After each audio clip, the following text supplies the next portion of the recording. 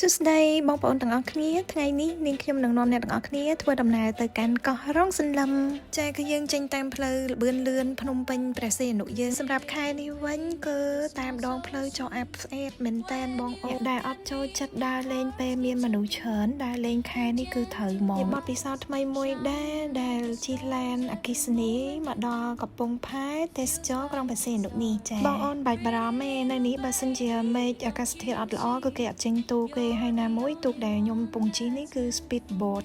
ធំណាស់ពេល40ទៅ50នាទីយើងមកដល់កោះរ៉ុងសន្លឹមតែម្ដងចាអូយទេសភាពស្អាតខ្លាំងណាស់គ្រាន់តែមកដល់កោះភ្លាមនិយាយទៅឡើង fresh ខ្លាំងហ្មង resort ដែលខ្ញុំទៅគេនេះគឺលក្ខណៈរៀង private ឯកជនភាពនិយាយទៅវារៀងដាច់ពីគេ concept ហើយជាមួយនឹងទម្រង់របស់ resort នេះលក្ខណៈសាមញ្ញហើយភាគច្រើនគឺគេប្រើស័យច្រើន style បែបហ្នឹងគឺវាស៊ីគ្នាជាមួយនឹងវាលខ្សាច់ហើយនឹងសមុទ្រមែនតើបងអូនបាច់មានការបារម្ភទេសម្រាប់អាហារបងអូនចាយើងអាចញ៉ាំនៅក្នុង resort ហ្នឹងក៏បានហើយយើងក៏មានអាហារនៅតាមហាងផ្សេងៗនៅតាមមាត់ឆ្នេរសមុទ្រដែរបងអូនគួរតែនៅគេនេះបាន2យប់ឬក៏3យប់សម្រាប់ការមកលេងកោះហ្នឹងណាបងអូនព្រោះដោយសារទេសភាពនៅនេះស្អាតខ្លាំងហើយទឹកសមុទ្រវិញឡើងខៀវហើយខ្សាច់វិញឡើងសក្បោះហ្មង